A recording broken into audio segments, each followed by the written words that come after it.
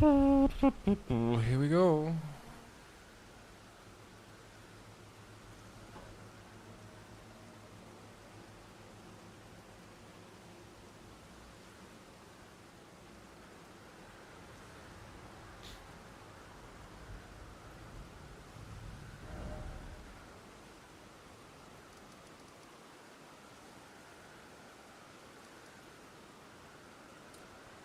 Oh yeah, we went through this passage over here.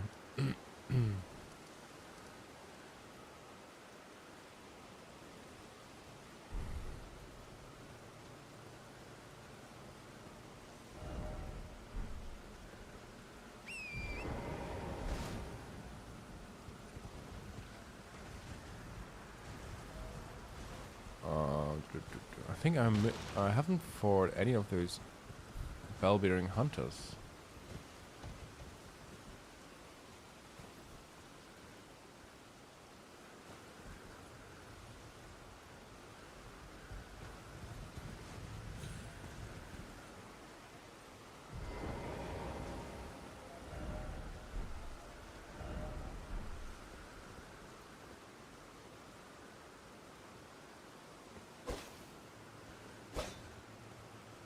Okay.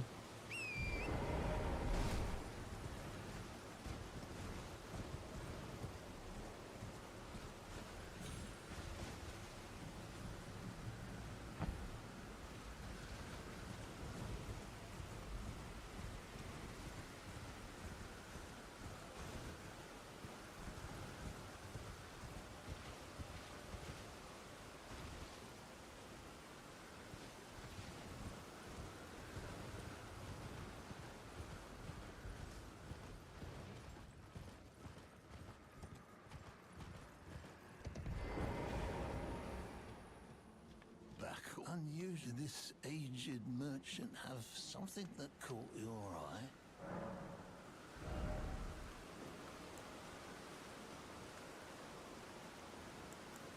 Ah.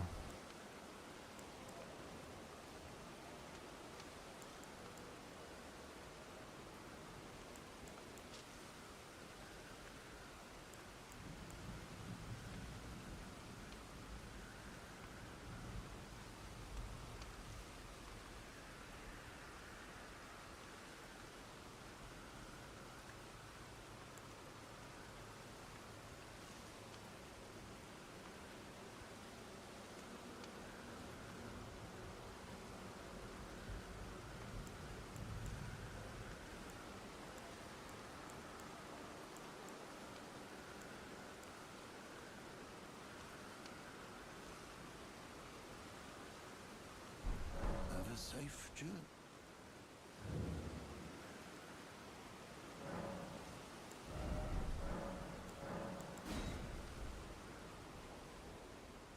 Let's beat them up. Oh, they're not there. Yeah, but now.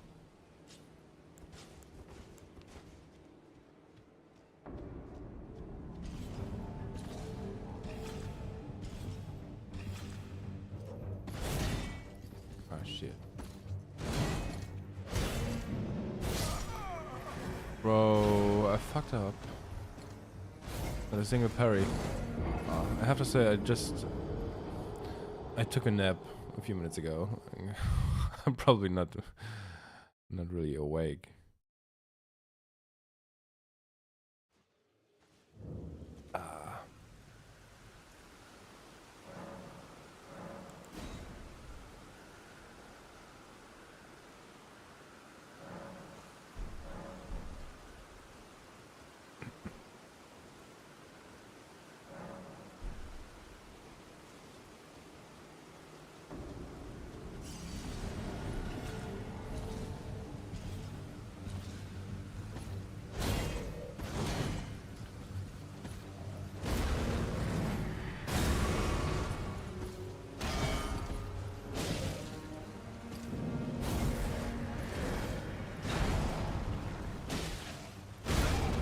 Shit.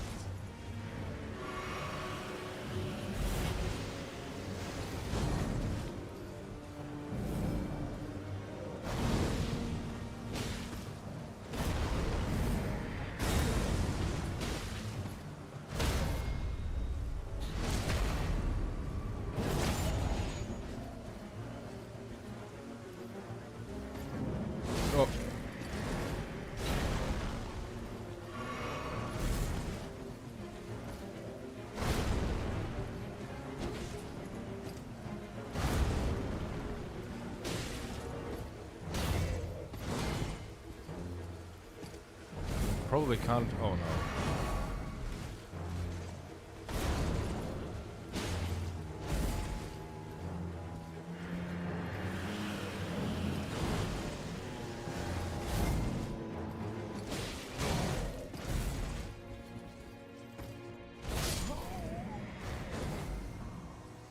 He's still so fucking strong.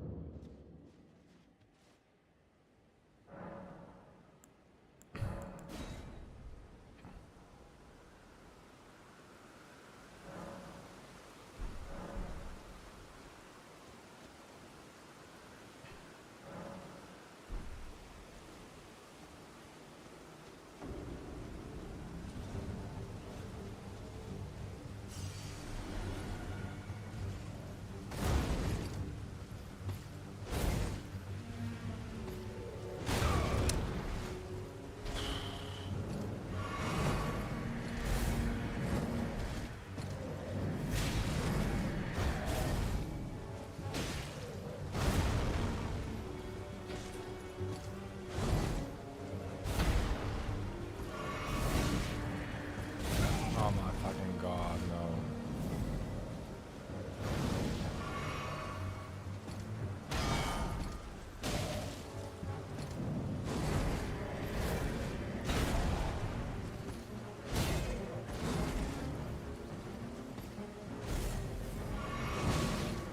Oh, fucking hell.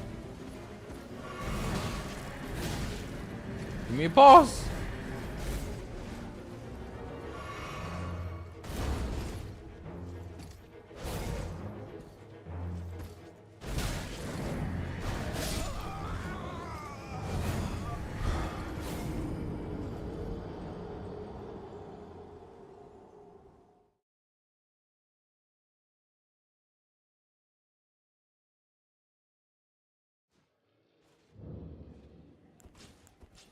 Oh, maybe I just go with something else.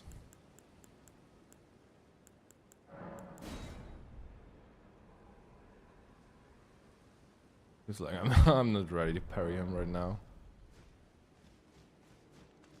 There was a time that I did not have such a hard time with parrying him. I know why it's so hard right now.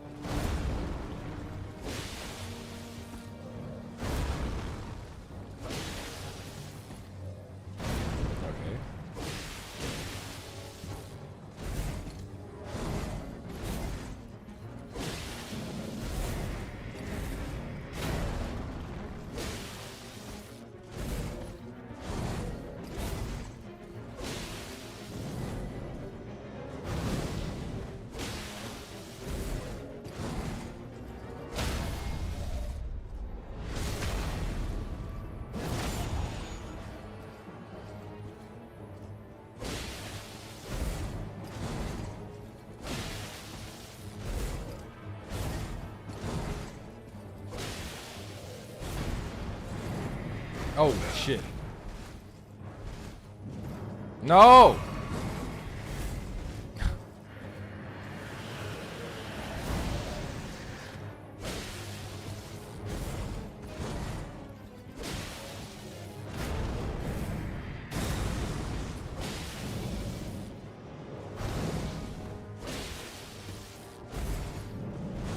I fucked up.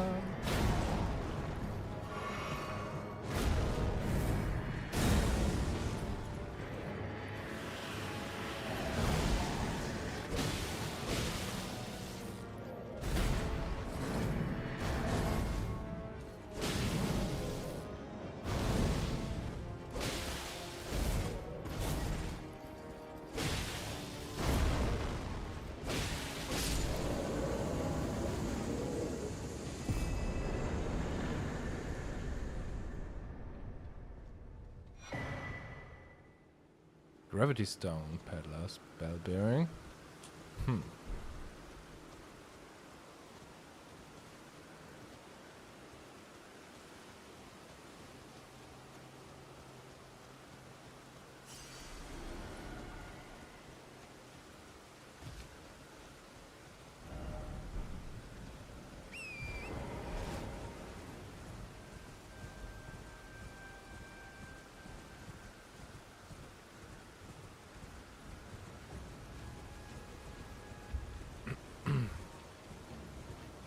There's probably something to those hounds with goats and lambs.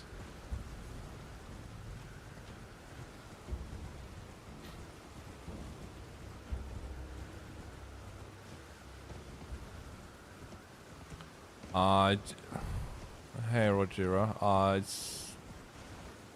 you can consider it just another lore run or playthrough with yeah, where I try to watch out for environmental details, storytelling, etc. Based on or complementing some of my videos. I'm trying to create a Godwyn build on the fly based on these videos as well. So that's why I called these videos or the run the Godwyn Run.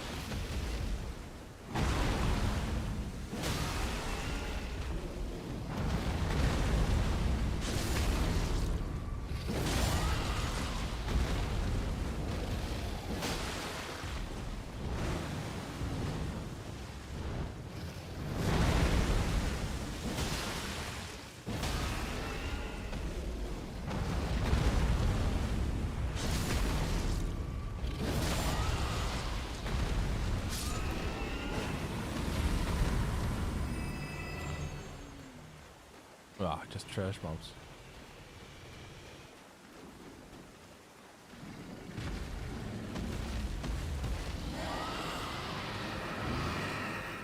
Over here.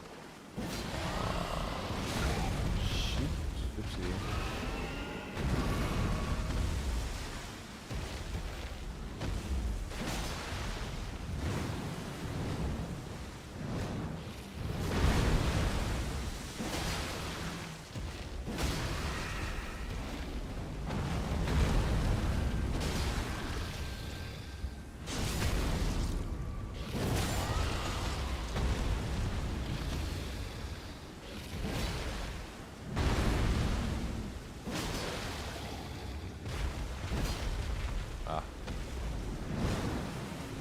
Damn.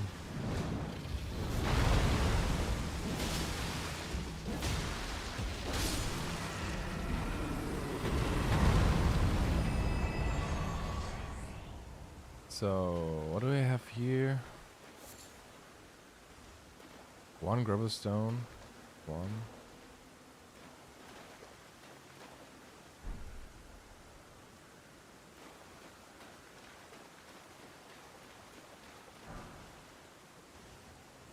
Godwyn Run 5.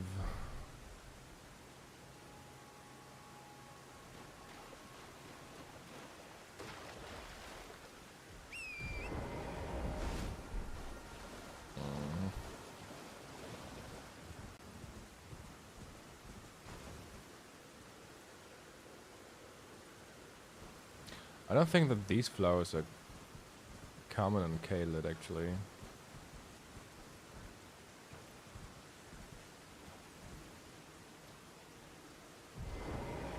Is there even some kind of green plant here?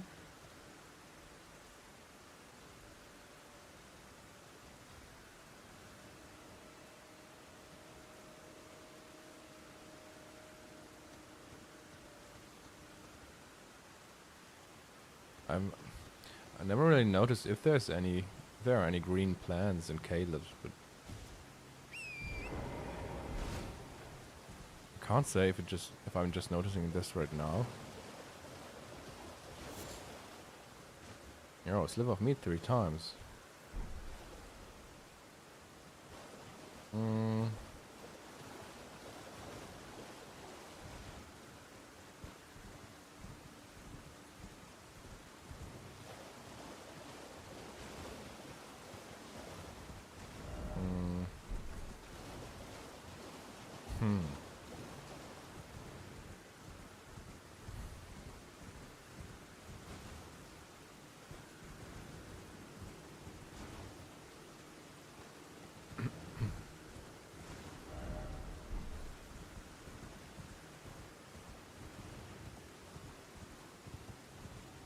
Okay, these green plants seem to be way more common than I thought in the first place.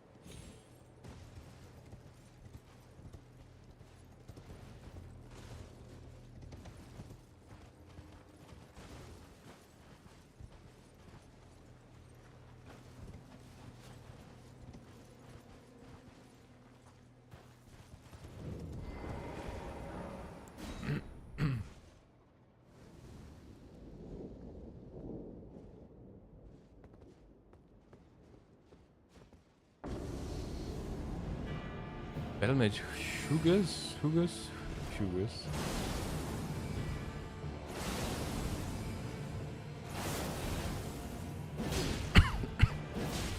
Oh.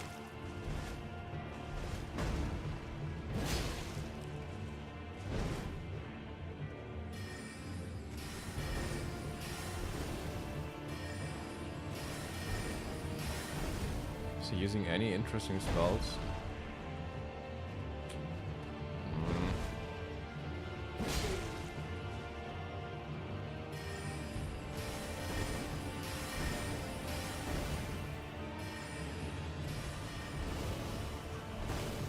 Not really.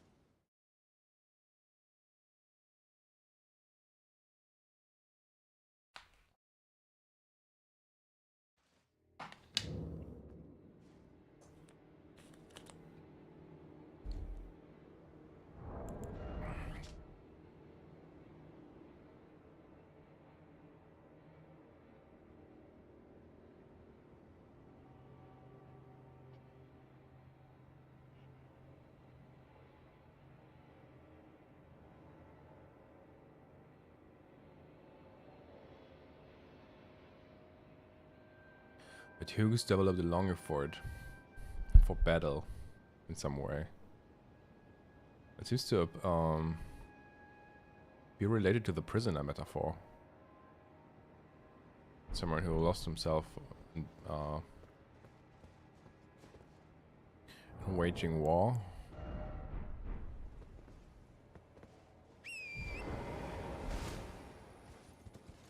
It's the main reason why I associate battle mages with Radagon in some way.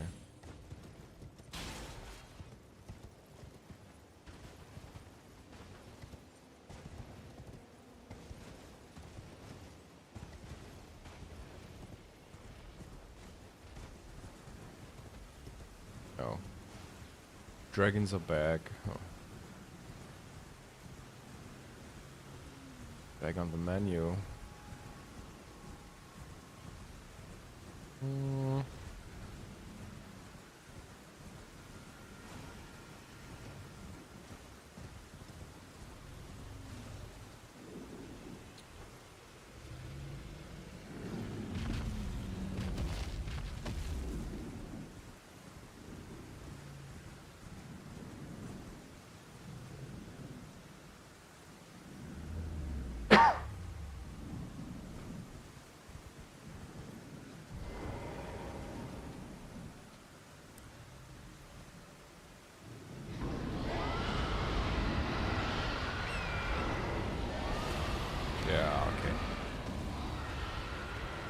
Is this one a part of it? I think so.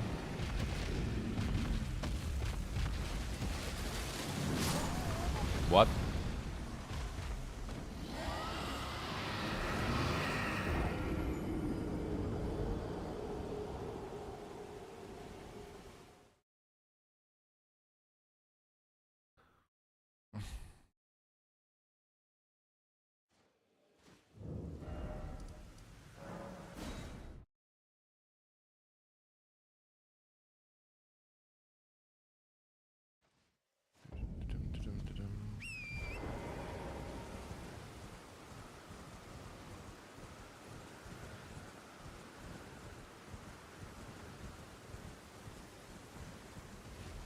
Oh, I wish the Tarnished edition was out.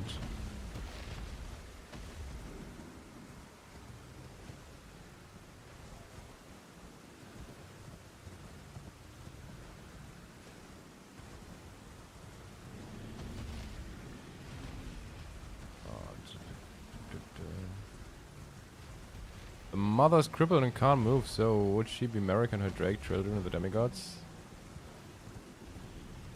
I think so. In some way. Either the demigods or the Tarnished. Not sure.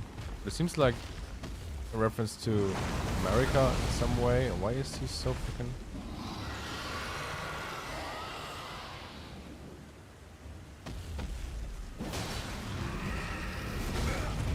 But a broken mother, like calling for help or calling children to her, it seems like fits in a way with the circumstances that we have in regard to the Earth Tree.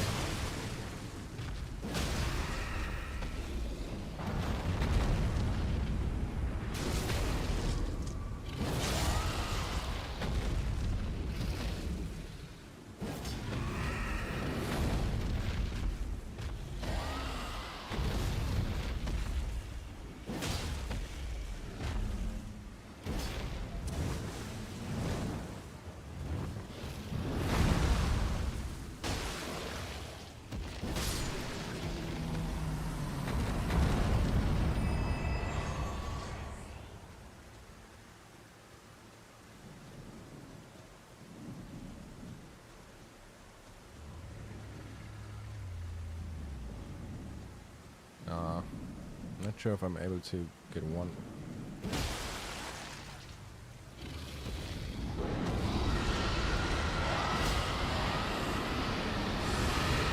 Uh-oh.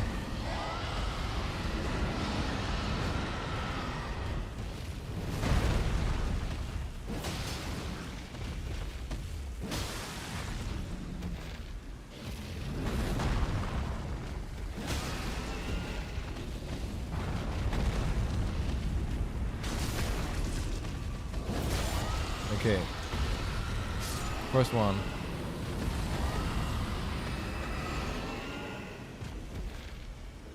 Come on, let me fight just one at a time.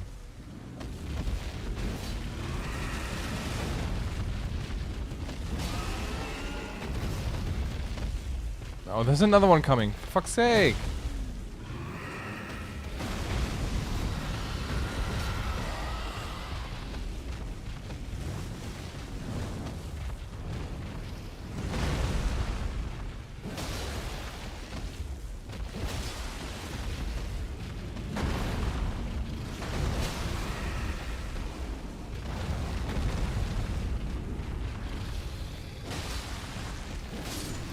Okay, 2.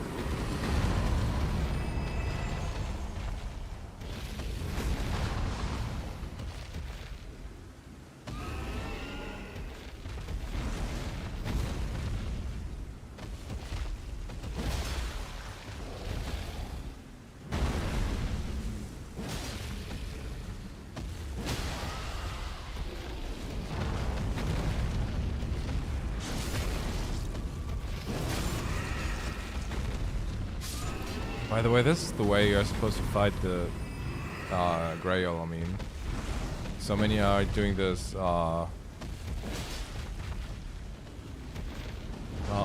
grinding grinding and just spamming at her tail.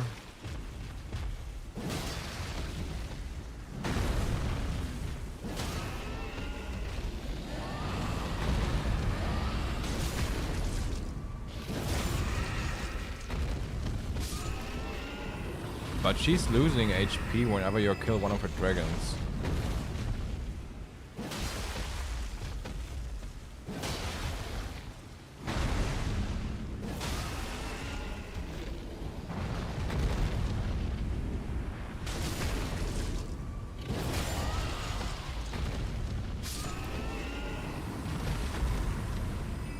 And now after beating all of them, oh, there's still one left. No, but she already has only like 1 HP because of all these dragons that I killed.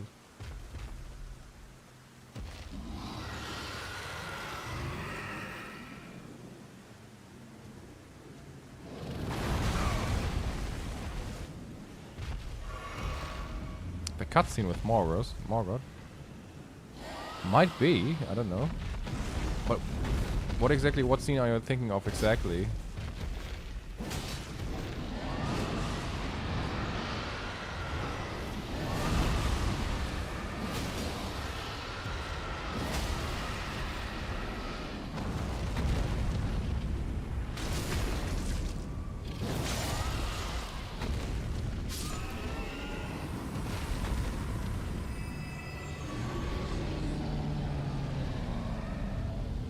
Oh, she already died, okay.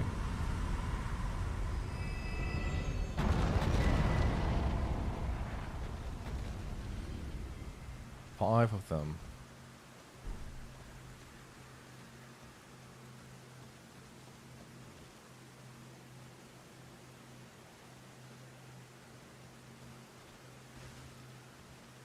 Yeah, I think it's interesting. I mean, I didn't know how they could have implemented another mechanic. I mean, just hitting her would be boring as hell. So it kind of makes sense gameplay-wise as well that her HP is linked to the other dragons. But I don't know if there's something.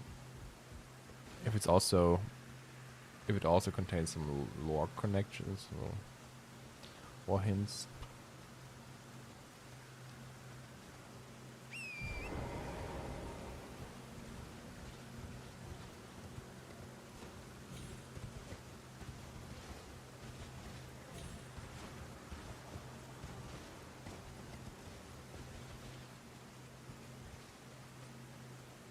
Is there anything up here? No.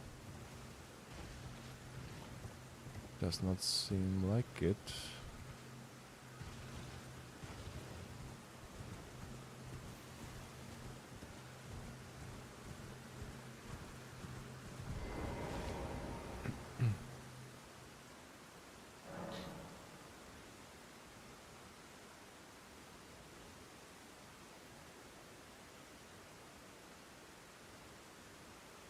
The study hall has a cutscene for just opening a door. Well, that's true. Wait. But isn't it also the intro cutscene for Renala in some way?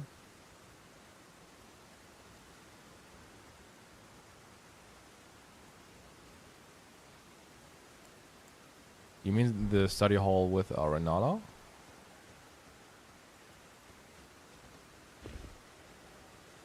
Or am I forgetting something here?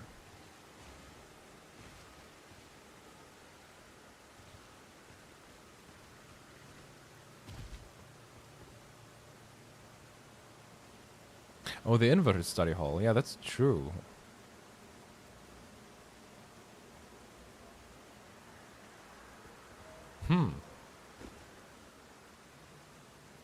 Oh yeah, I know what you mean.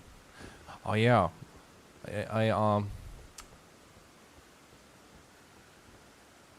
It's even in one of the trailers. I just remembered. Yeah, the Omen King cutscene.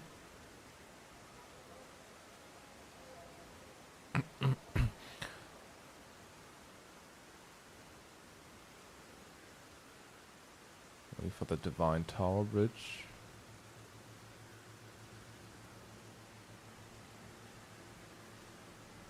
upside down door. Oh. I have to pay attention to these cutscenes as well. It's interesting. Whoops.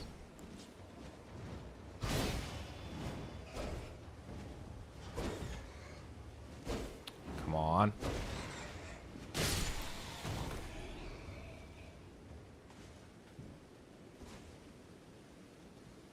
Those chairs in Godfrey's arenas, Godwyn's back and Stormwell? Wait, what?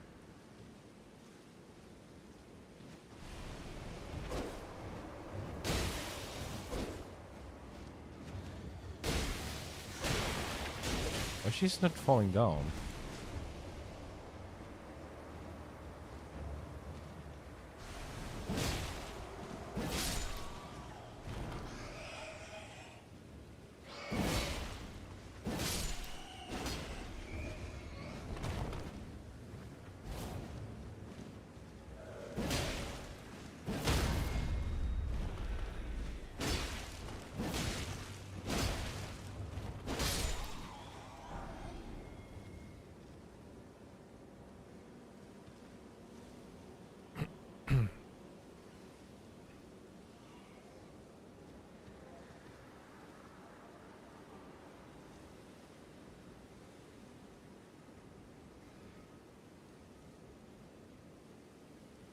Oh yeah, I mean the huge chair behind Godric. I mean it's in some kind of Elden Lord throne, I would say.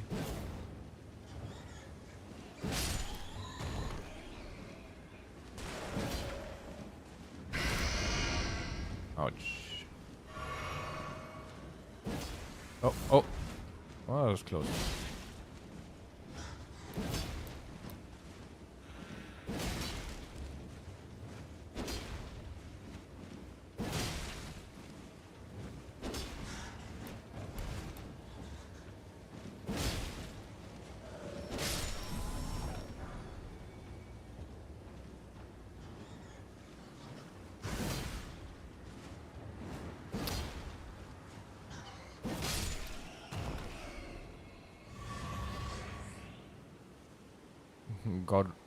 Godric the Golden. Yeah, to me it seems like the title of the Golden may apply to all of those of the Golden lineage.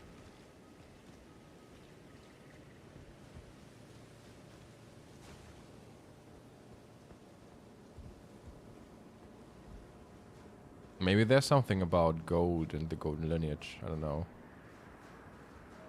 But that's what I thought of. Maybe it's just a title that belongs to the Golden lineage.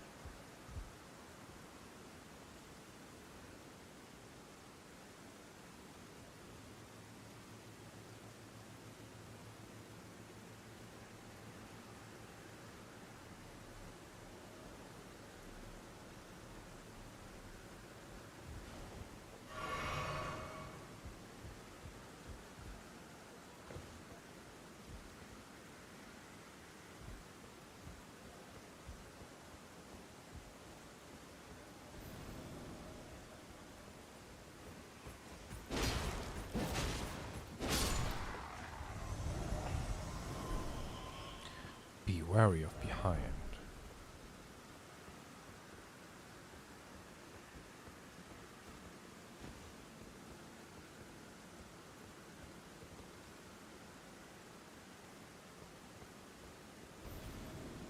You think Morgoth would have been a better candidate for the title of the Golden?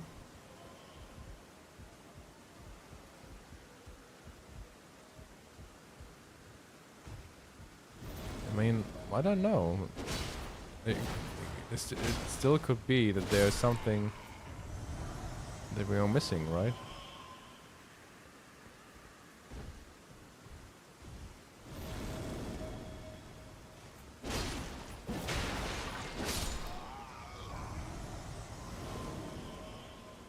Are there no items on here?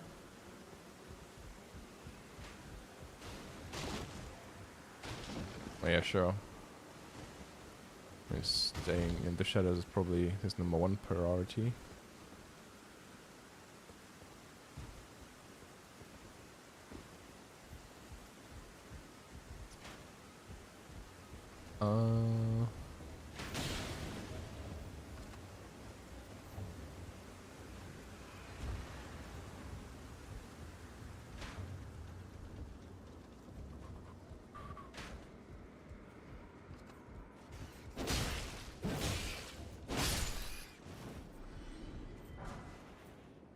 Golden Rune 12.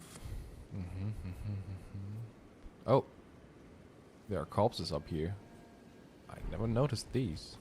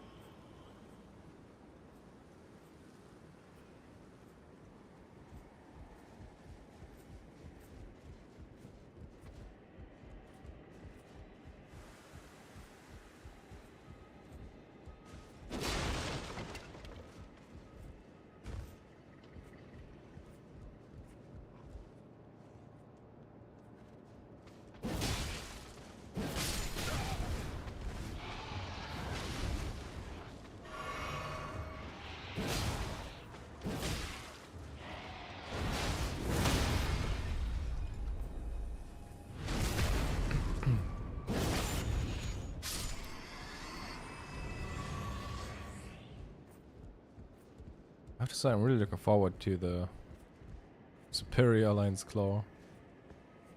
The one of the DLC.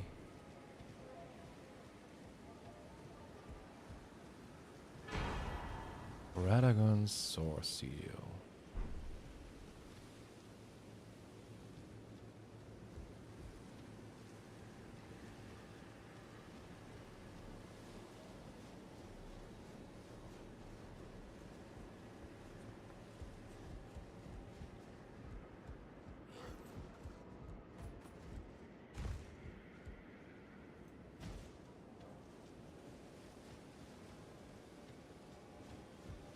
It's also one of the more stranger places, I think. With those puppets up there.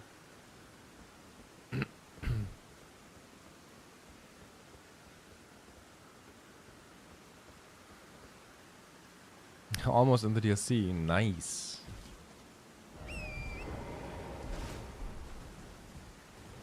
After I'm also excited to play the DLC again.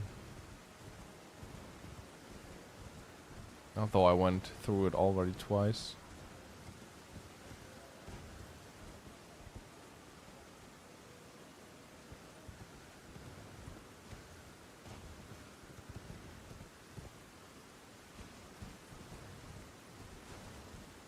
Oh. Well, that is a pretty rare one.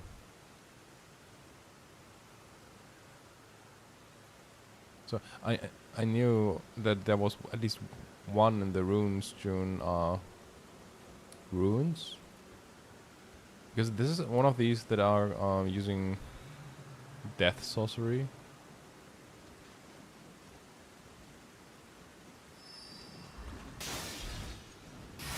Ouch.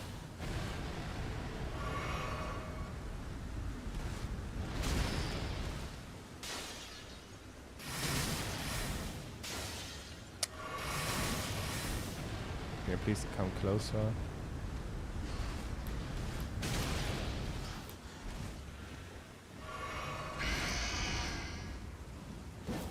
Oh no. What? Where's this one coming from?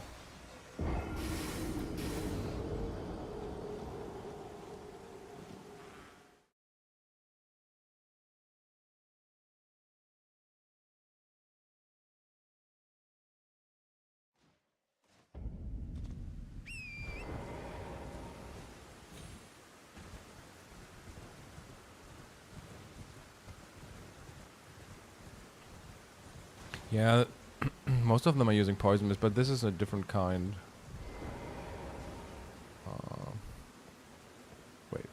was it? Somewhere over here.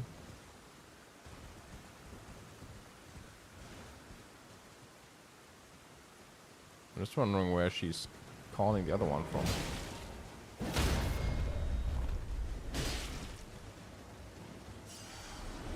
Oh, here. Here.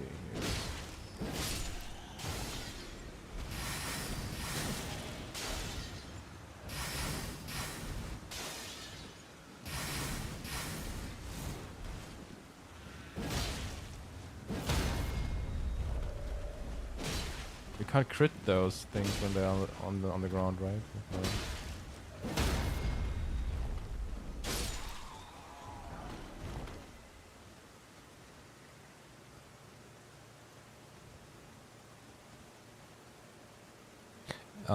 If you meet one of these, they are using these glintstones and Rancor Call. There is at least one more of them in the Ruin-strewn precipice. At the very end, right before you fight the Malformed Dragon, Makar.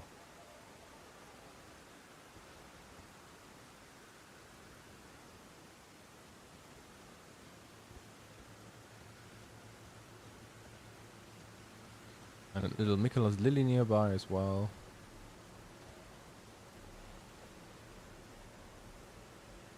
Yeah.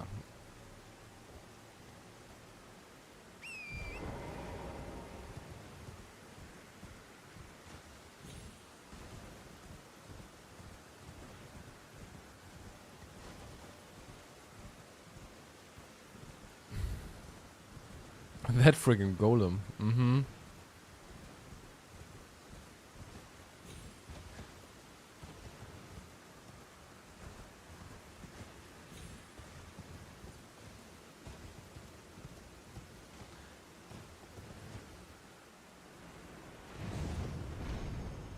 This is one of the places which are also pretty odd, because it's one of the sceneries with chairs and corpses.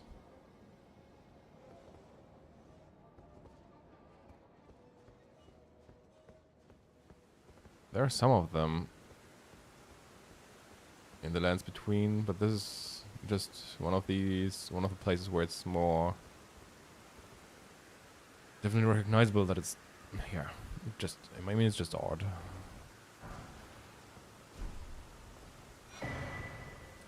Stone Saw Key.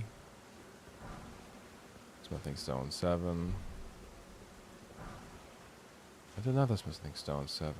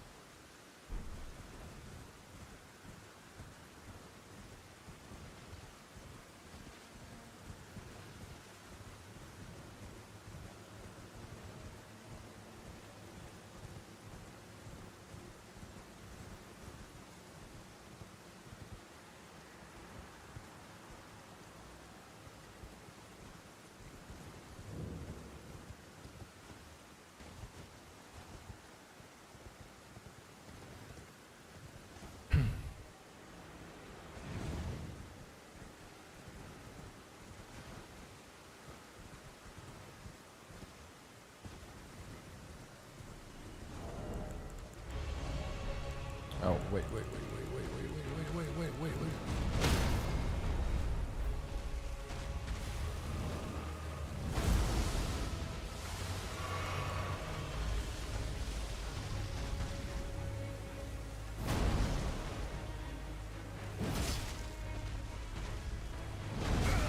Oh my fucking god.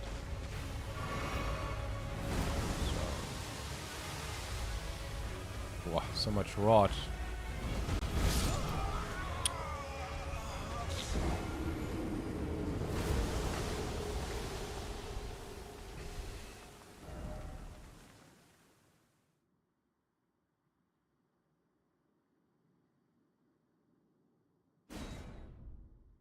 Is it even on top of Parson Mountain? No, like after having a Millennium's Flower, Bard being grown? Titan Skull, I think.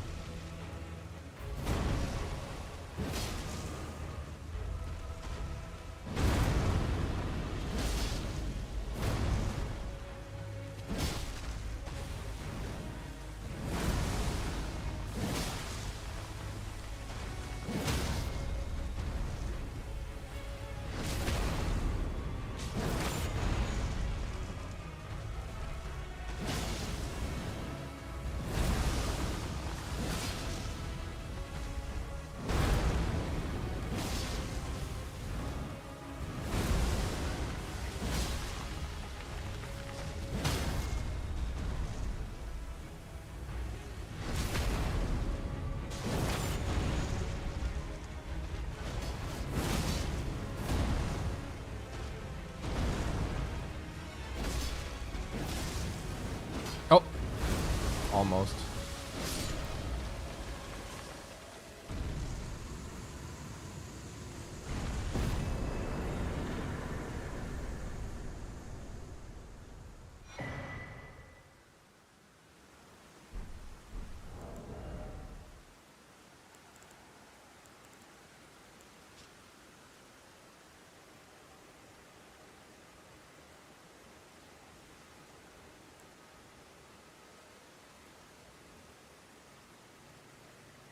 Stone Barb.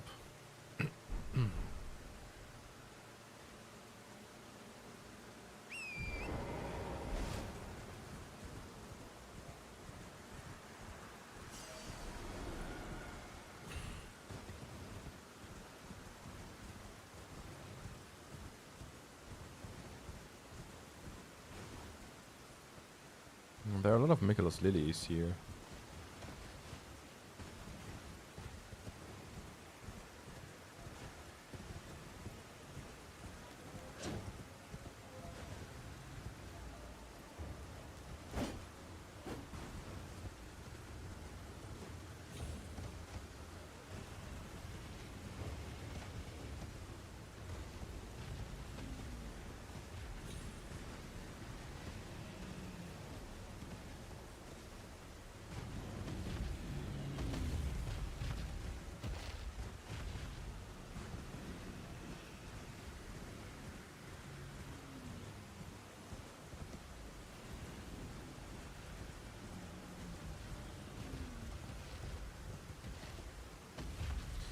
God, there's another dragon down here.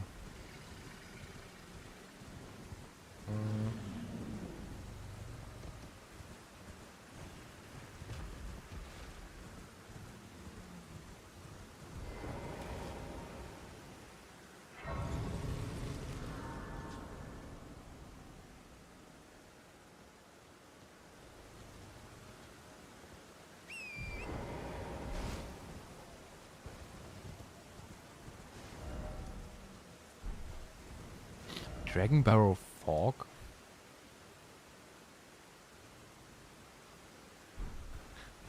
It's an interesting name, isn't it?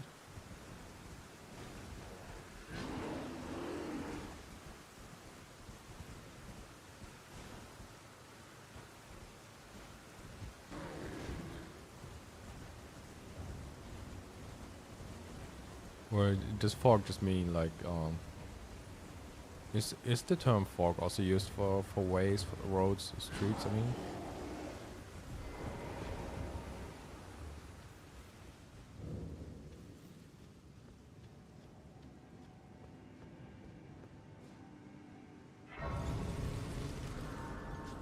Fork in the road, yeah, okay. I don't know, I just thought it's a strange place for Sites of Grace. Because there's just nothing nearby.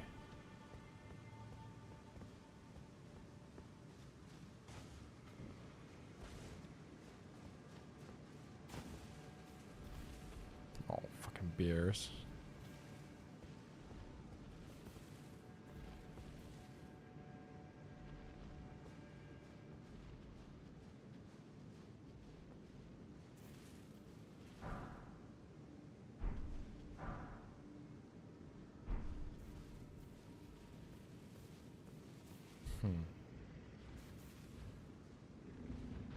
Okay, let's do this.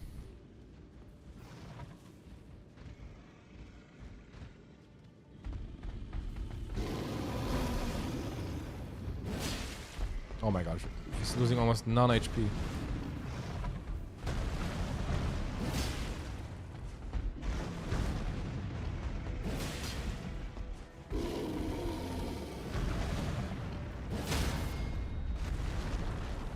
At least I'm breaking his stance. Oh fuck.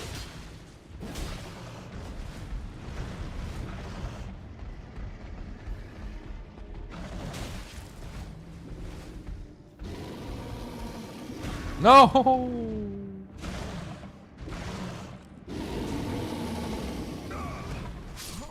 Too much huggies.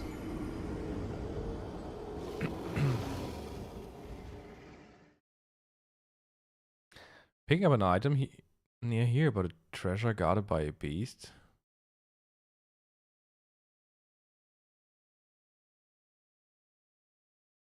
Oh yeah, the beast repelling torch.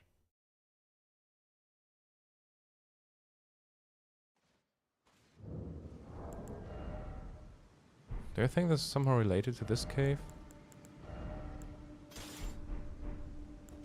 I wonder if it works for bears as well. I mean, it should, right? Hey, bro. Nope.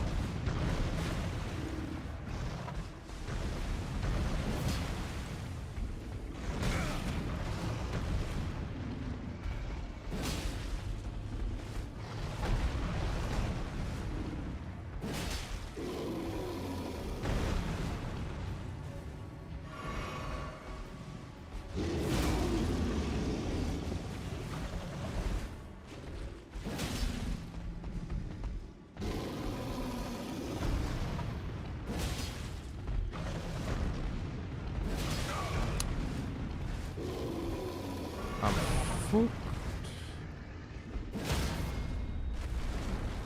so.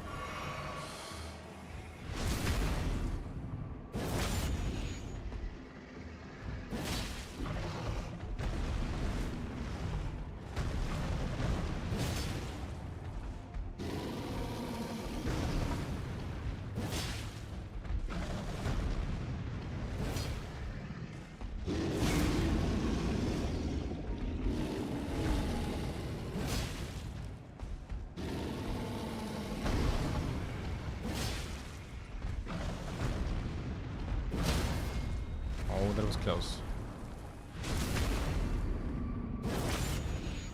I swear, beers are so fucking scaring me.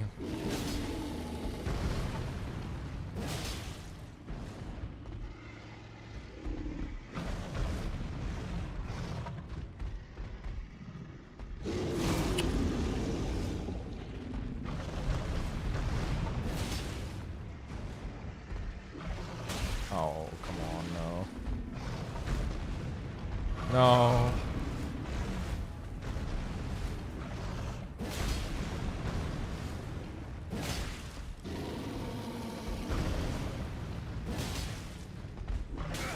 No.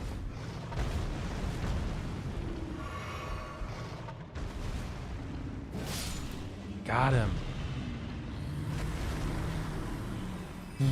Yeah, they are definitely some kind of nightmare.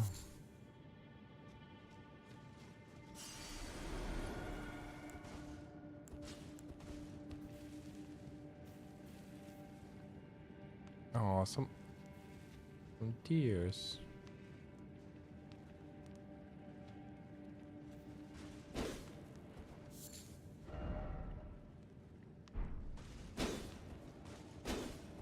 defensively spot, or probably the beer can't get close to this place.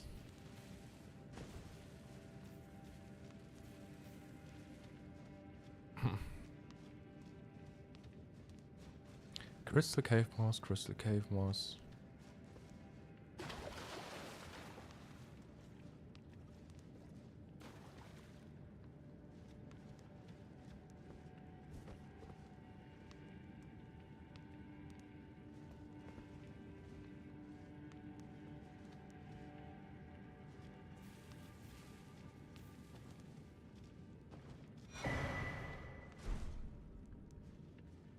Bolgo's talisman.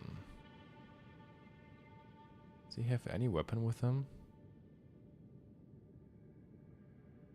No, doesn't seem like it.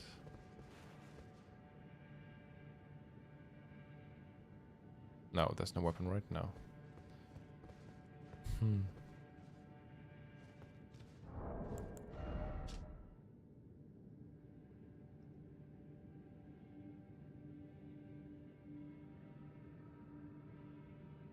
Now a silent comrade to those who fight.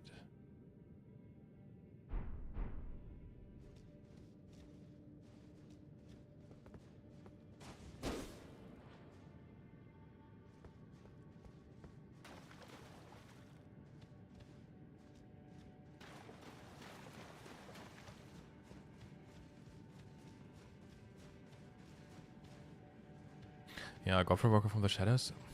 It's hard to say. It's definitely strange.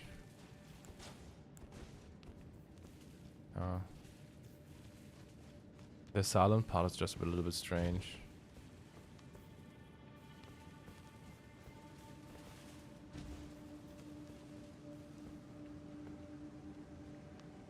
But Troggoth that definitely seems to be the Godfrey parallel.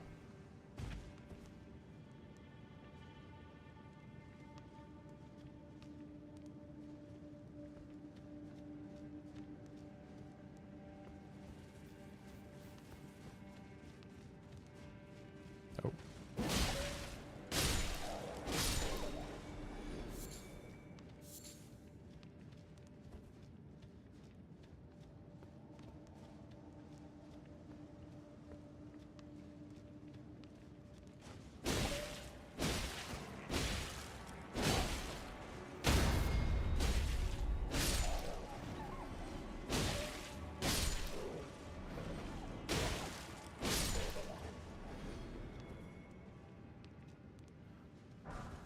Golden Rune 8. 3 Beast Bloods.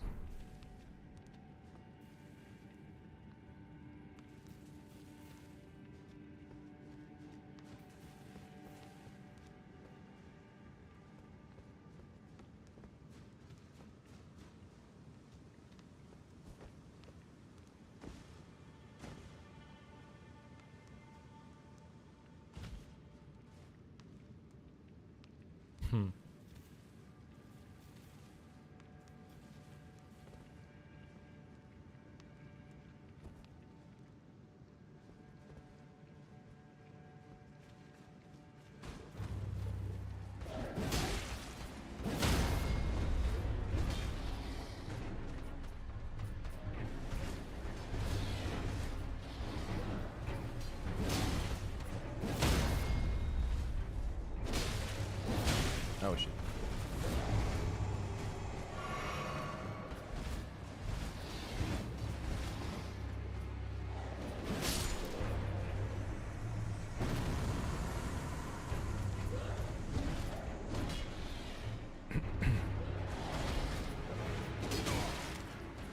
There's one specific attack animation that I'm really intrigued of. And it's the one where they are taking the blade in both of their hands and oh shit, smashing it down. This one, because it seems like it's a dragon-related attack animation, which is supposed to contain some kind of hint related to dragons.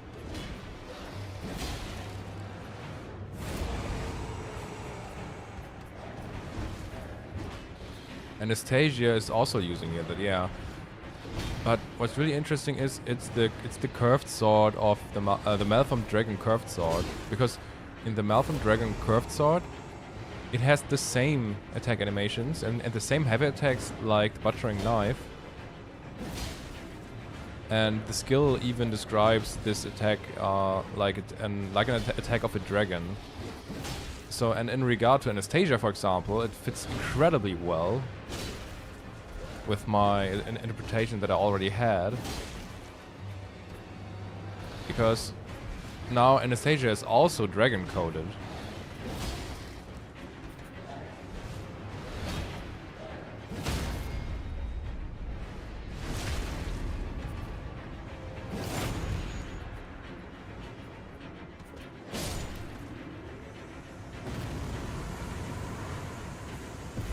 It's just that I still don't know what kind of implications it has for the Beastman.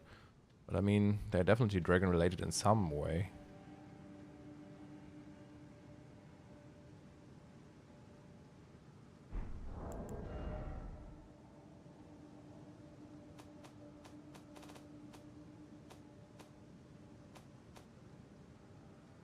If you remember my interpretations in my Godfrey series, I said that Radagon was posing as Marika, like seducting and betraying Godfrey and the Tarnished in some way, using poison and fire to slaughter them, but also the pose of a dragon in some way.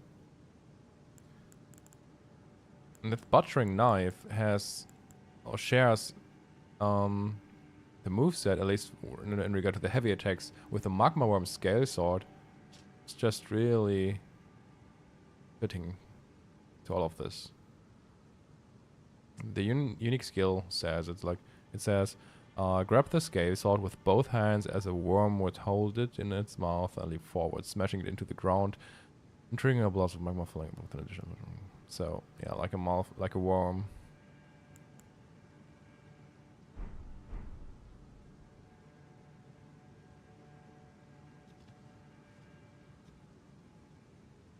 But these beastmen do not wield the Sunrealm shield, as far as I remember. There are some enemies that look really similar, but are not exactly the same. It seems like some kind of mixed race or evolved race. I can't say in which way they evolved, but in Farm Azula there are like skeletal warriors. That look like a mix of human and beastman, but using Sunrealm weapons.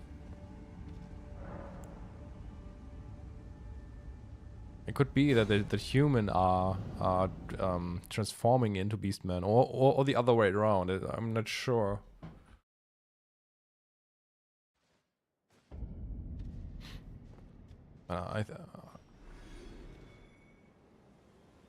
Beastman, yeah, it might be. So right now I lean more towards the idea that human were probably transforming into Beastman, and not the other way around.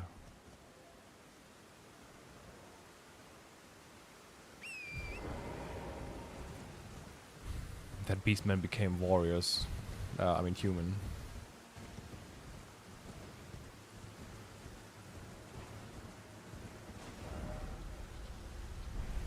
Oh. Wow. That was close.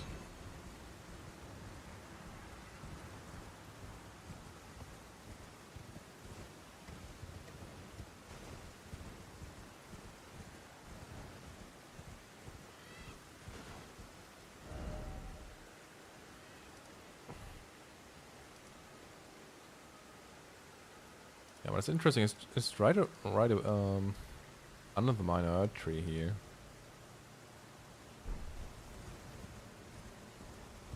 One of this that's intentional.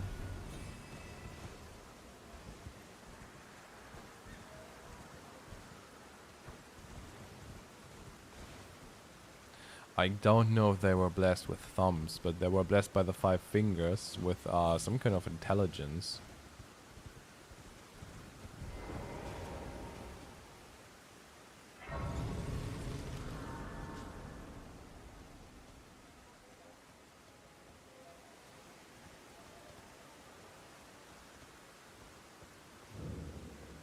Lannister Ice.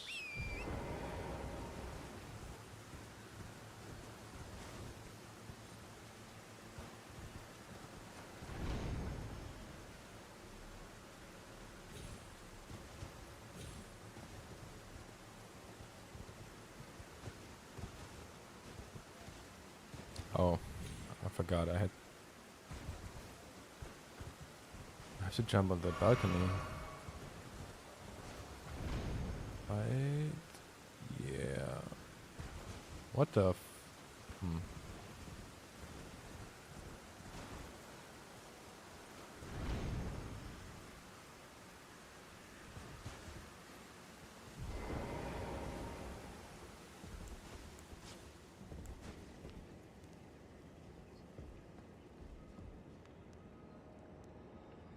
The 5 fingers? Yeah, there is an item mentioning 5 fingers.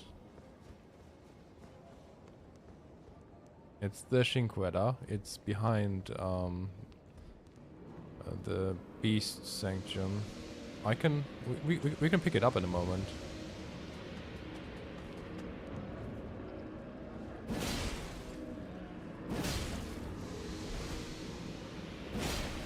I mean, this thing is dropping nothing anyway.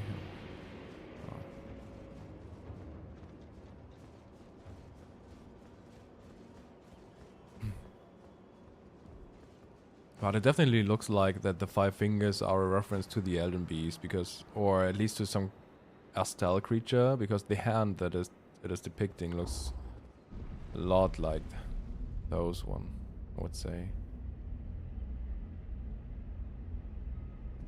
Ah, maybe not, maybe it's not, but that's what I assume right now.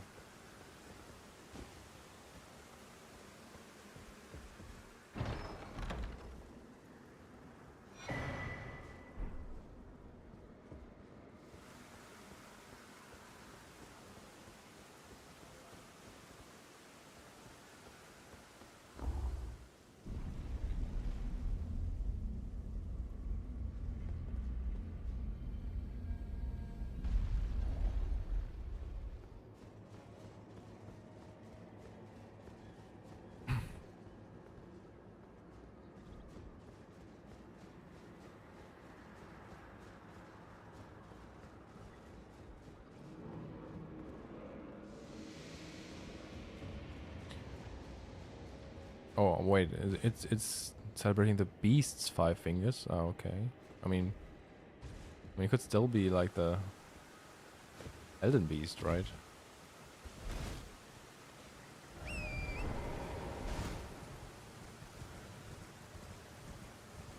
So I saw some shorts or reels where you're using this Spirit Spring as a shortcut, but I don't know if this worked or no, it was another one.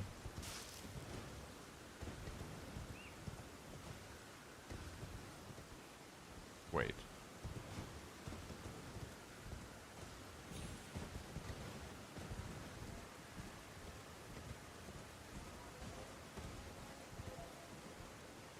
Is it down there? No. Oh, it's over there. No. Oh, whatever.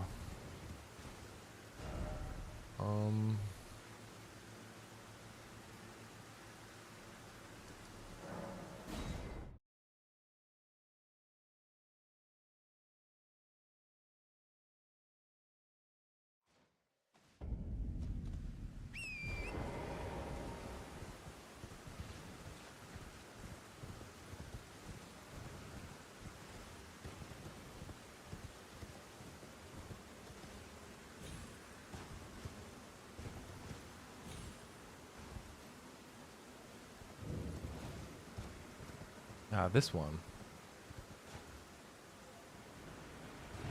Okay, if you jump far enough, I think you can jump down here. Was it here?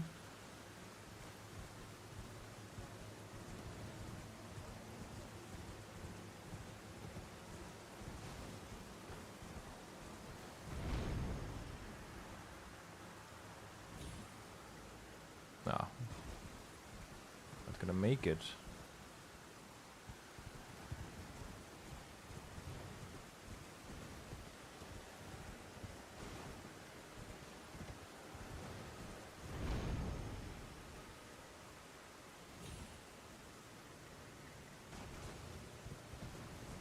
Am I jumping the wrong way? Oh fuck. Whatever, let's go. The intended way. Oopsie. Huh? Okay. Hmm.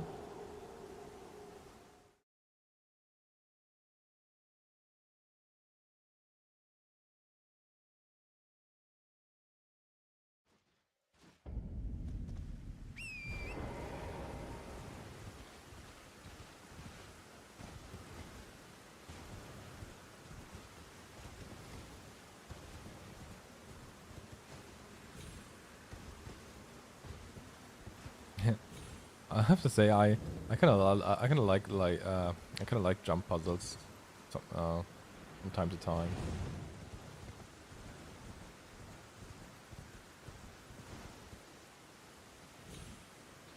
I think you can jump down here with the spirit spring.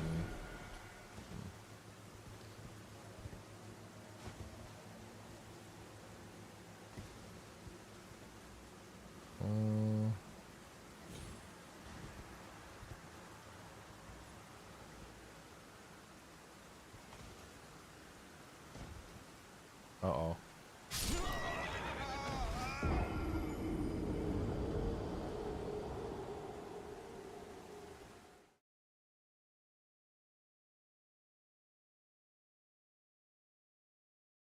Yeah, because it's a game you usually do not really expect a lot of platforming, so it's kind of refreshing sometimes to have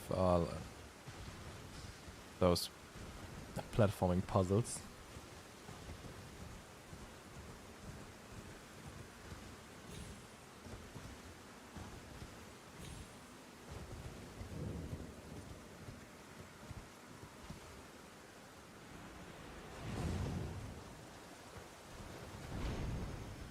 I think you can jump down here.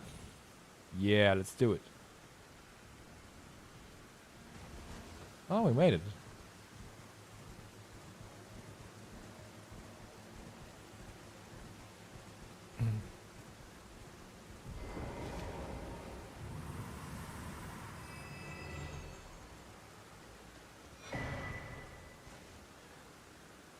Rain of arrows.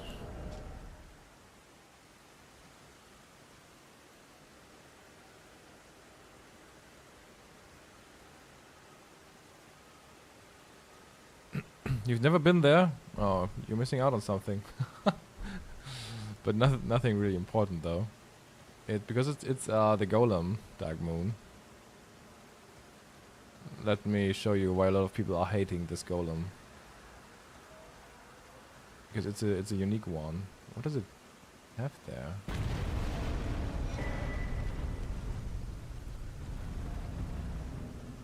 So first you might notice the halberd, which is unique.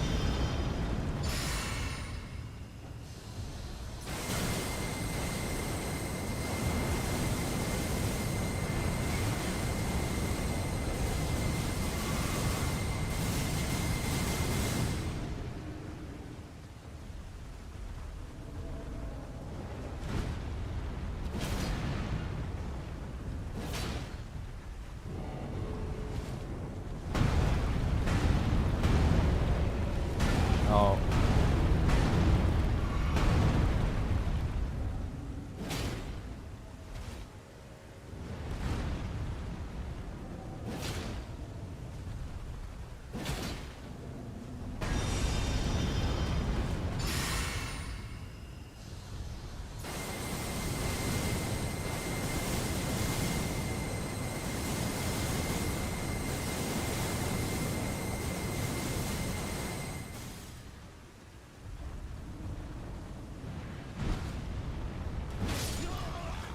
Oh, for real. Okay, never mind. The reason why it's such a meme golem is that not only is he pretty hard to fight in comparison to the other golems, and is unique in a way, because he's it's spawning these orbs, firing a laser. It's just that he's dropping nothing. He drops nothing.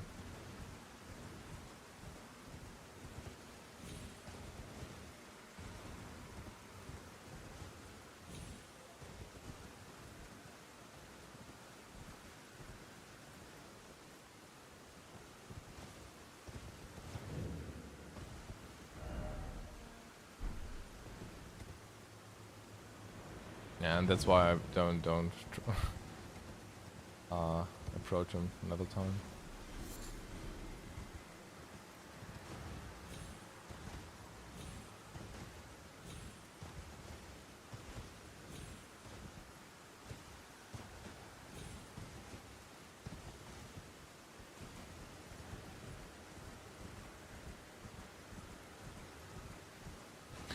Do I have an interpretation for him? Yeah, I think the Guardians are...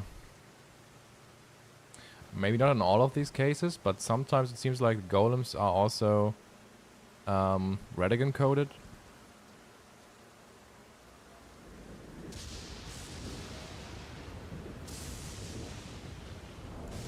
So, for example, one of these Golems are in that you find in Limgrave, for example, in the High Road Cave. There's one of these Golems that drop the blue dancer charm, and it seems like a reference to Radagon containing Marika's soul, as it seems. And maybe the same goes for the golem over there, especially because it's right next to the red main painting location. It could also be that it's referring to Tarnished, maybe in general, but in some places it definitely seems to reference Radagon. It's just that I'm not, yeah, still figuring some things out. Because Golem seems to refer to an era of the distant past. So many red flowers.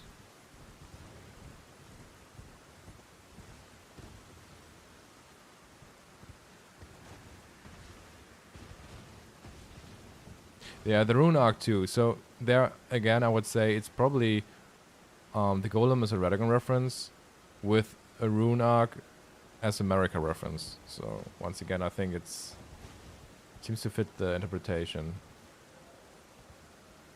on why they placed the rune arc right next to him.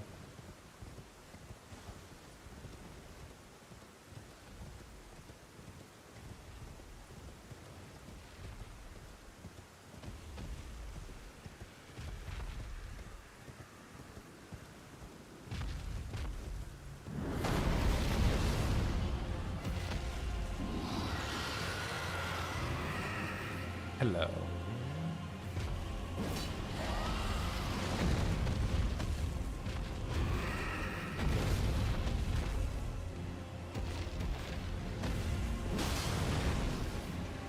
Oh no.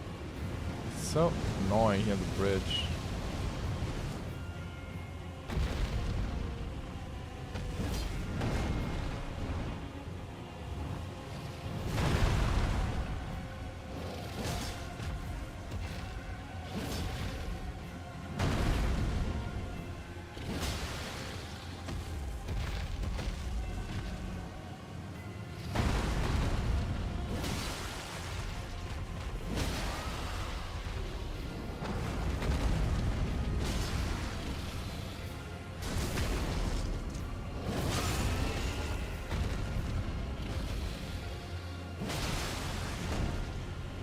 When it comes to the blind swordsman, I'm already convinced that Radagon was the blind swordsman, actually.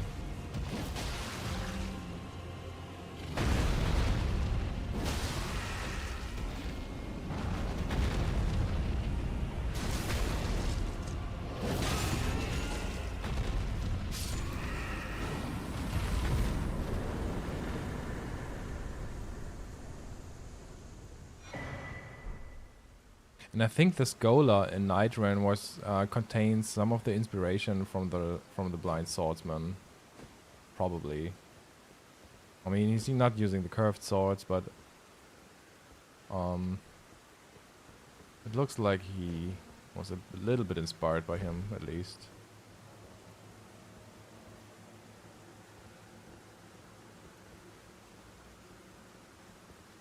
Yeah, I think Radagon had a.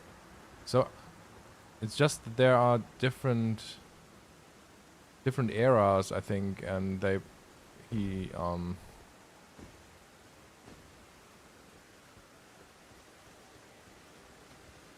think Radagon as a character is quite complex.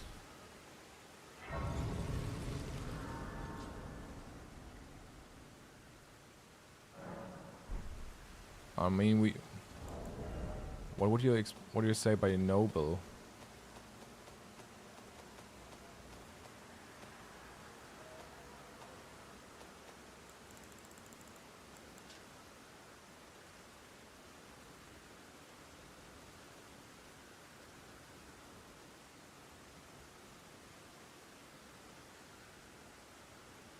I think Radagon is more or less, yeah.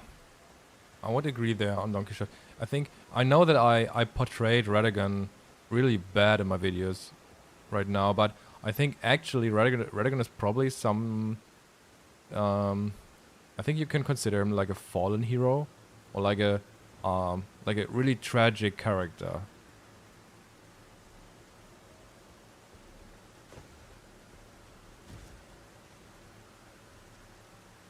I think whenever it's about someone who was never really loved, and like Morgoth, for example, I think Morgoth contains also a lot of characteristics that apply to Radagon. I think it's about someone who got casted out, was a weakling, was never really loved, and strived for, um,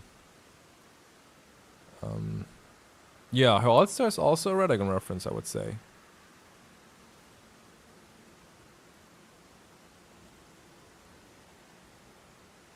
I'm just not quite sure what he strived for, but it ended up with him getting stronger, stronger, and stronger, and probably fighting the Elden Beast in Far Marzula. And from there on, but that's the one of the key moments. He like kind of fell for the Elden Ring and became one of his puppets, like we would do actually when we become Elden Lord.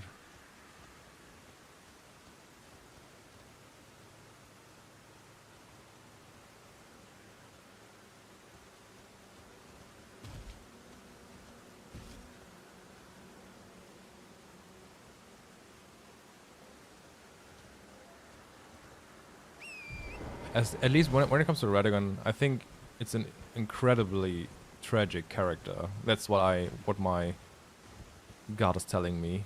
Like,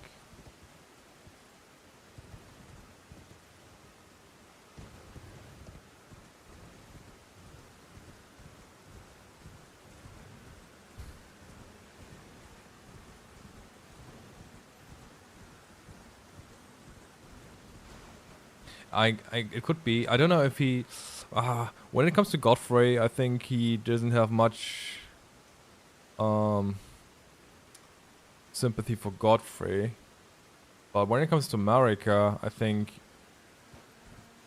he just so I think the story just already happened in the past, and Marika kind of wanted to die, but Radagon almost did it, I think, as the last one probably, and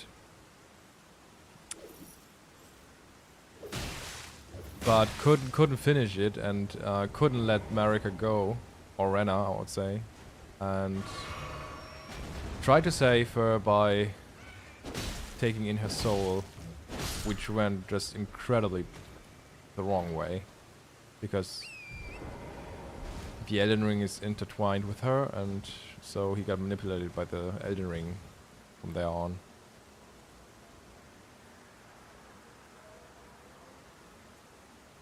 Yeah, so I think when it comes between Radagon and Godfrey or Godwyn, I don't know about Godwyn, but I think between Radagon and Godfrey, it's more of a rivalry or more of a, yeah, might even be hatred or jealous. Yeah, jealous fits incredibly well because there's some item that mentions or contains some kind of hint towards someone being jealous. Actually, it's Sir Nightheart. I already mentioned that one before. Where's the Ash of War? Do I have it? No. I don't have that Ash of War? What? Oh, it's on the...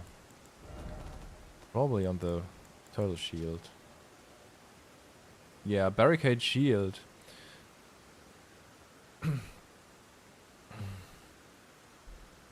So the barricade shield speaks of Sir Neidhart, which is incredibly weird. It's just a name that that just drops there for no reason. And at some point I realized that it's actually it's a combination of German words. It's because Neidhart is just the combination, not exactly, but Neid means jealous in German, and hard means just yeah, hard. So someone's hardly jealous. That's what the name like literally means in German, so in some way at least, or at least it's a hint to that. Yeah, and it's incredibly important because the barricade shield skill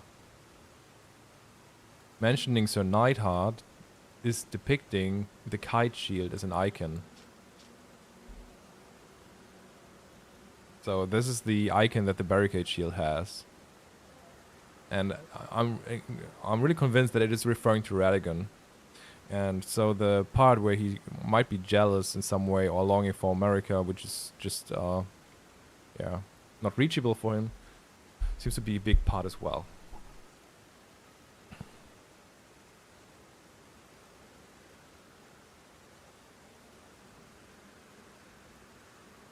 In the end, we're going to achieve something amazing. Yeah, I think this is like the Dark Souls part where Weakling became strong, incredibly strong, and fought literally the gods in Farmazula probably.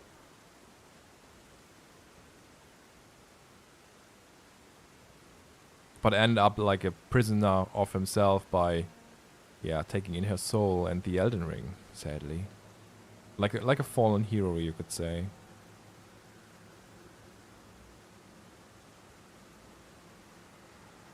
Why Silver Warhawk?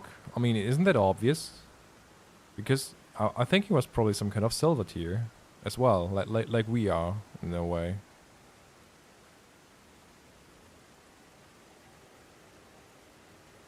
What's really interesting is that the shield that you start with the Vagabond class almost has the exact same description, and when we start with the Vagabond class, I think the Heater shield is just a reference to us being a silver tier as well, because it's just plain silver, nothing more.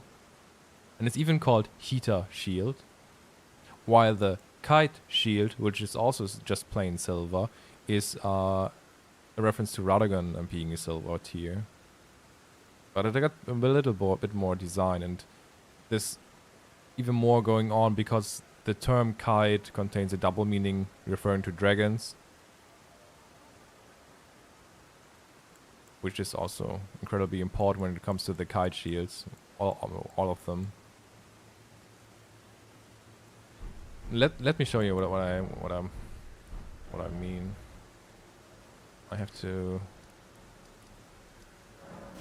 and this is something really that is really incredibly interesting, because it seems like sometimes From Software is even using double meanings that they probably used for several years, even in Dark Souls 1.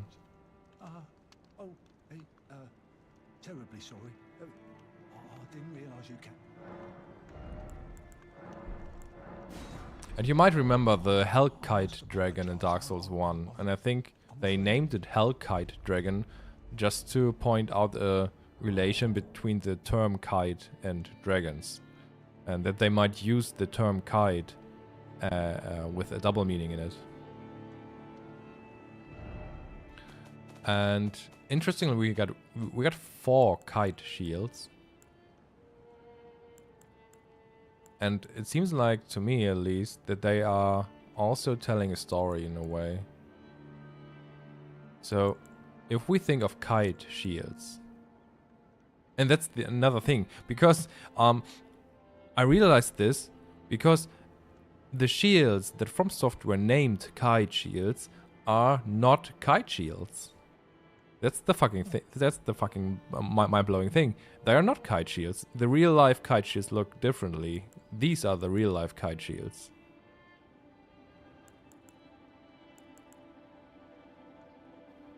So what I was thinking about, okay, why did From Software name these kite shields, although they are not kite shields? And it seems like they named them deliberately wrong, just to point out to the double meaning that they are actually referring to dragons and not to the type of the shields. And I think the Dragon Crest shield was also called like that. The other ones are called Drake Talismans, but this one is called Dragon Crest Shield. And it's actually depicting a kite shield as well. And I think it's once again designed like this to point out the connection between dragons and a kite shield.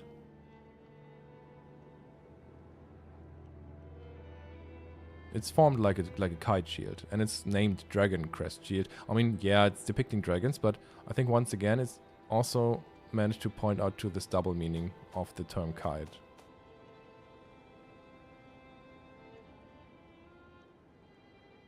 So, and then I moved forward and thought, okay, we got 4 kite shields. Why? In what way might they be related to dragons? So I just thought of, okay, maybe they are all related to the era of dragons or to Farm Azula. And it fits incredibly well because, okay, if this is referring to Radagon, and this is referring to a surprise attack, and this is referring to the Twin Bird, then it might tell the story of Radagon surprisingly attacking Farm Azula, killing Marika or Rena as the Twin Bird, which later became the Urge Tree.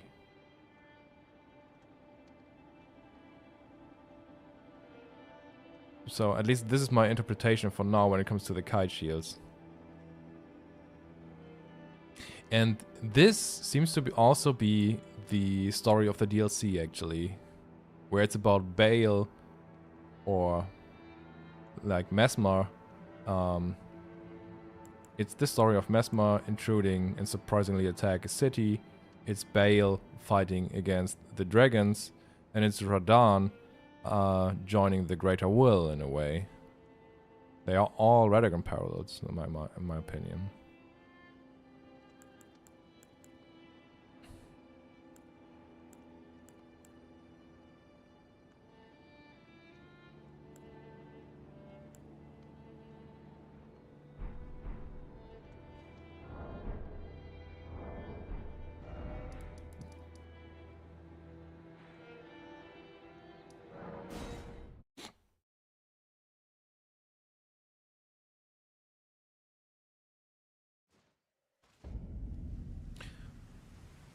I'm not too much into the Dark Souls lore, but realizing this, it would be really interesting to look back into Dark Souls lore and try to figure out what the kite shield stands for, or in what relation, what is related to in Dark Souls.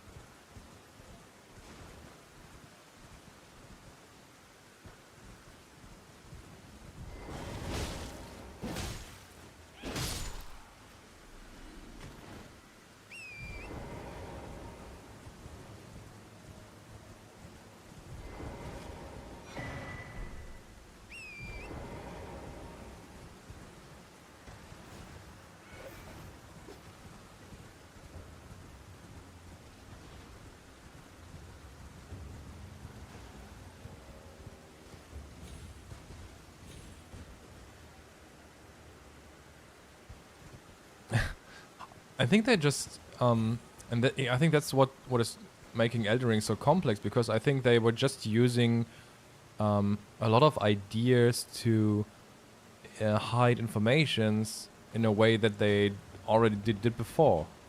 So it seems like for example, the idea with the kite shields seems nothing new, and they just took it from Dark Souls and used the same idea to hide formations in Elden Ring.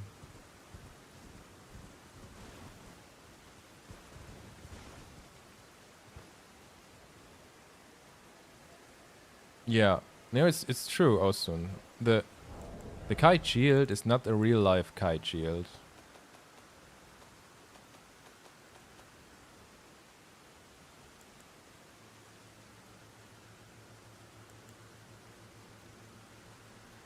They are usually pretty accurate with their design, because a lot of the designs of the weapons and shields are historically accurate.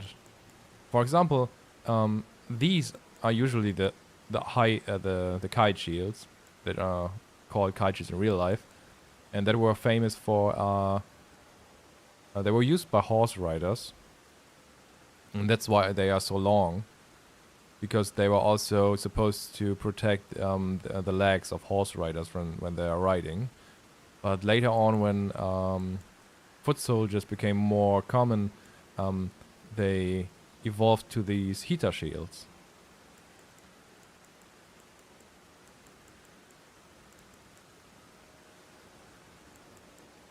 So it might even be like historically accurate that they went from these type of shields, the in real life called kite shields, towards the heater shields, and then maybe to some variants like these.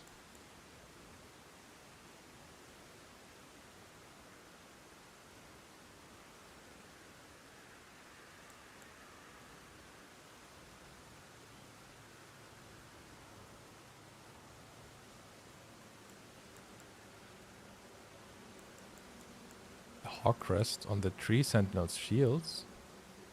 No, the tree sentinel isn't.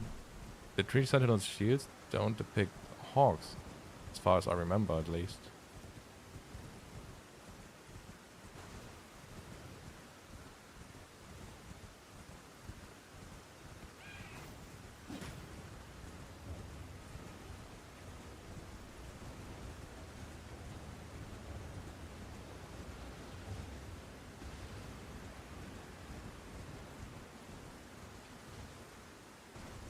Oh damn, are there any items over here?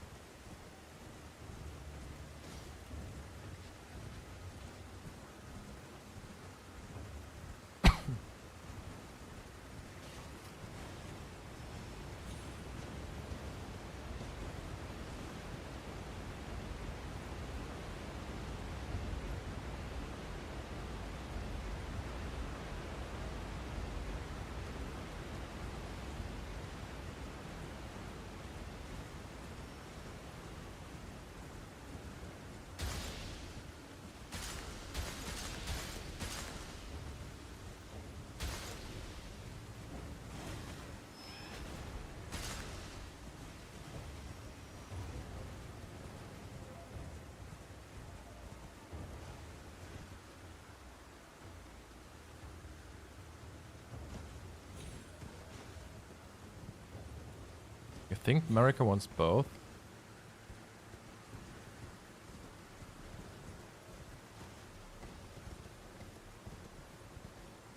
I would say America actually wants to die, and it's Redigan who's and I think it's Redigan who can't let go, but in the end is a puppet of the greater will anyway. But I think Redigan's decision was to not let go of America, and instead of destroying her together with the Elden Ring, he kept her soul inside of him. I think it's the same story that is told through Vaik, for example. Vike fall to madness only because he wanted to protect and save his maiden. And I think Vike is a huge Radagon parallel as well. And it might even be that this is the reason why Vike is on the cover. Because Vike is referring to the story of Radagon, which is probably the most central part of Elden Ring's story.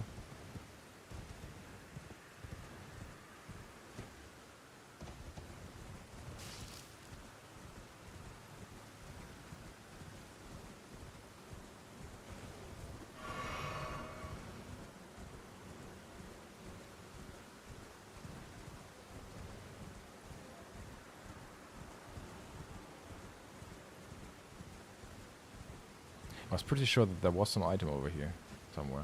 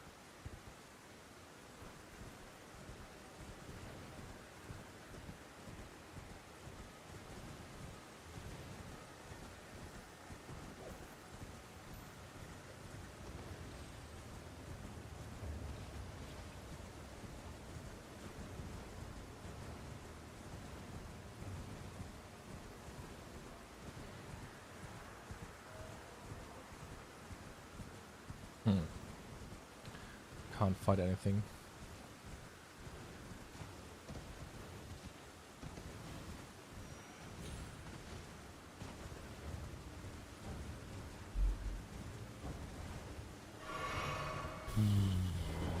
Come on.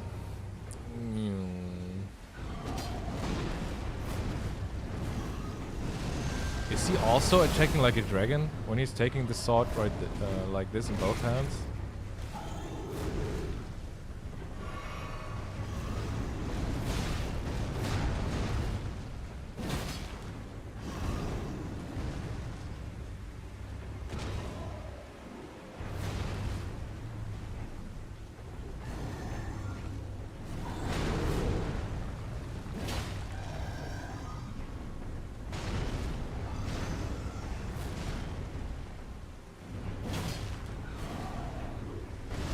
Oh no.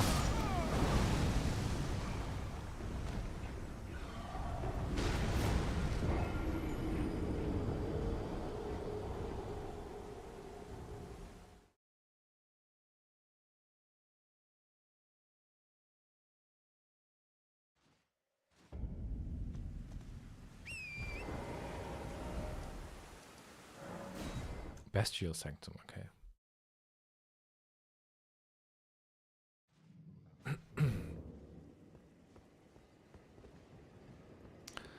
Do I have death? No.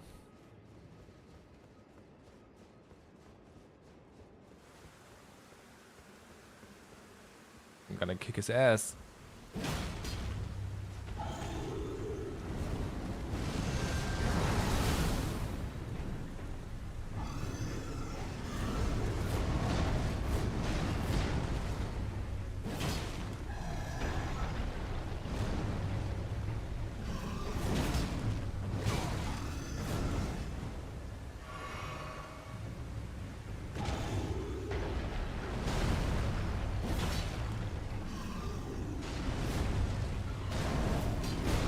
Oh my fucking god.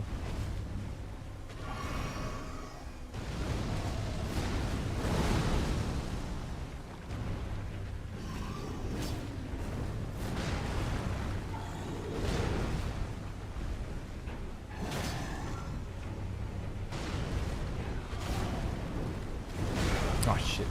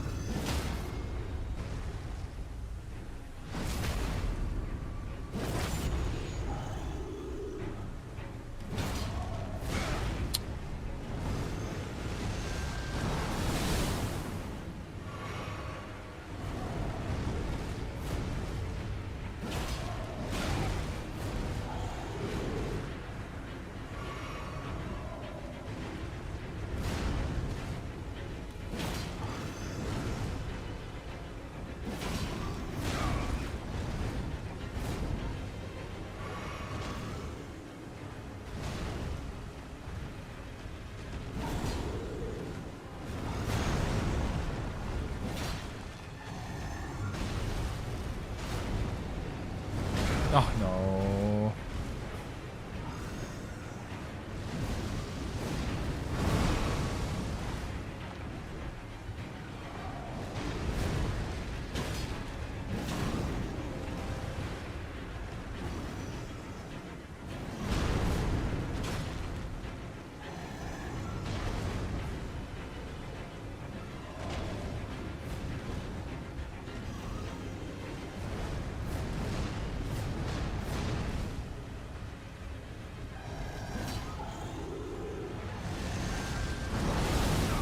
Oh my fucking god, no, no, no, no, no,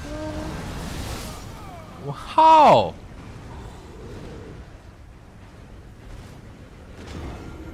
I dodged properly.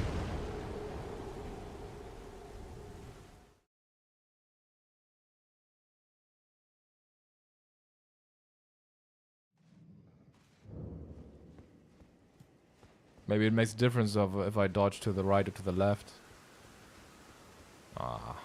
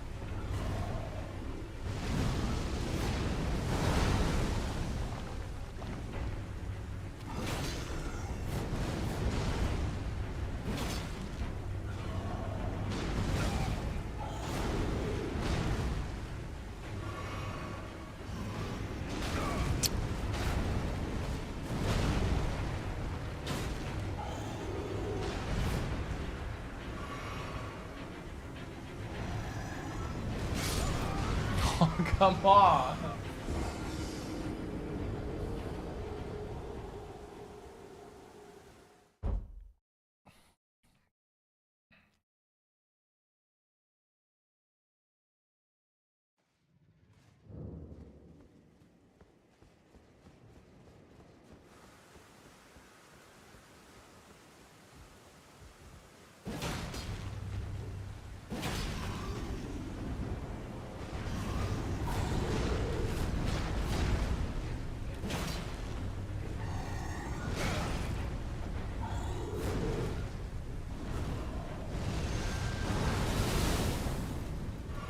It seems like I'd have to dodge to the left for some reason.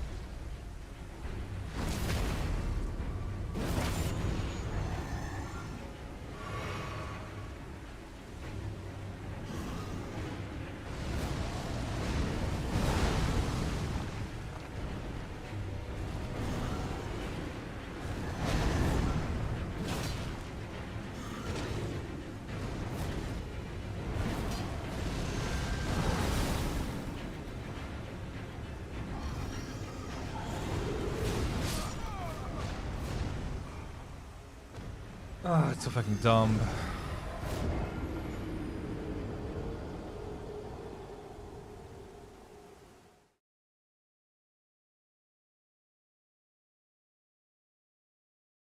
Some of these attacks are just really hard to dodge. I mean, I know that I'm spamming my attacks sometimes, but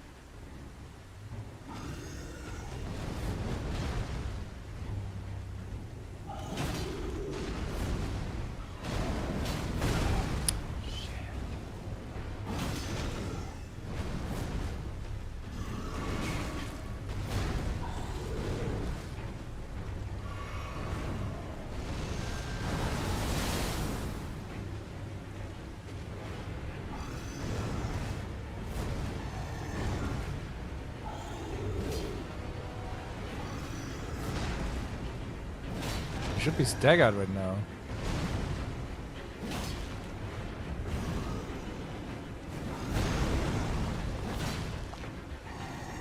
Why?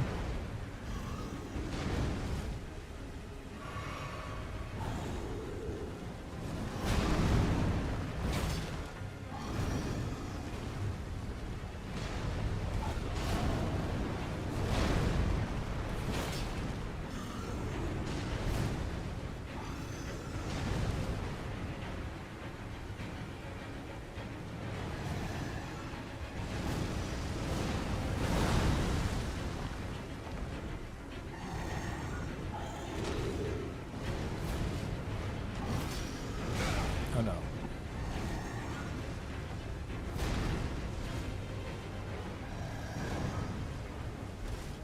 Leave me alone, I want to use a flask.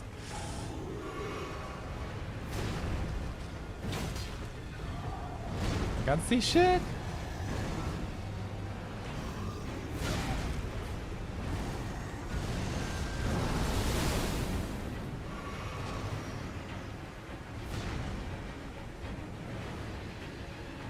Come over here.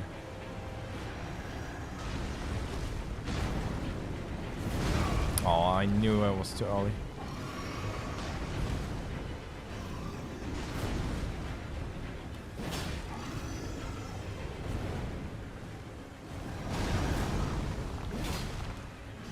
Almost. Ah, did him. We did it.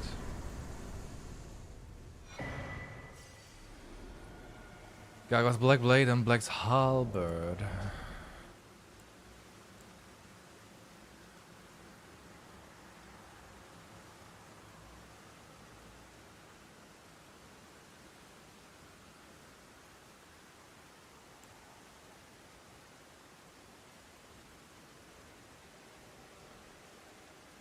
By the way, I think the black corpse wax might be the corpse wax of the Glowmite Queen. And that the black blade is even made or contains most of the corpse wax of the Glowmite Queen. It's because in the unique skill Corpse Wax Cutter, it says that it's the power of the corpse wax.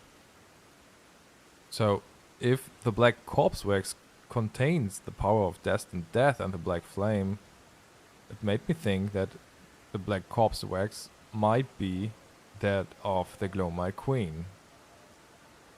At least to me it makes sense.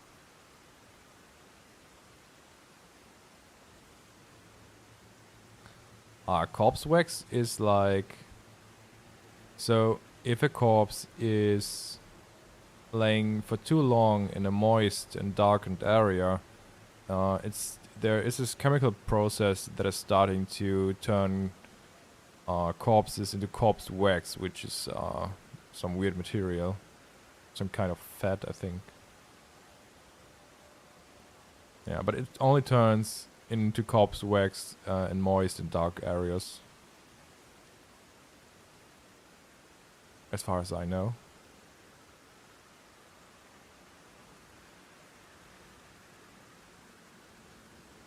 I think it's just really interesting that it's here it says that the skill corpse wax cutter that he's doing, and with the power of the black flame or or destined death, it's described here as the power of the corpse wax.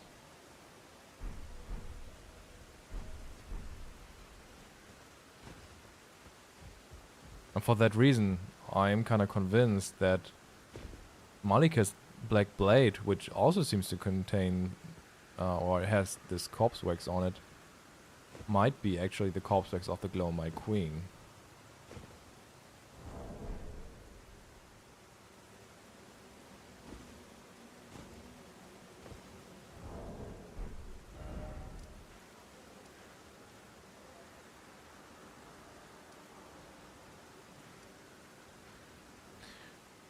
Okay, now there are only like 2 things left, I think. The catacomb over here and the divine tower. Guys, I have to say, but I have to... I have to end here.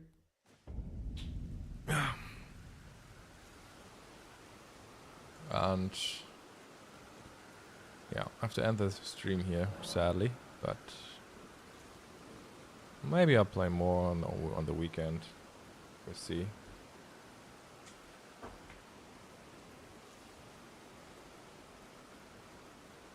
So, I wish you all a good evening. Or a good day. And... as always, thanks for coming by, guys.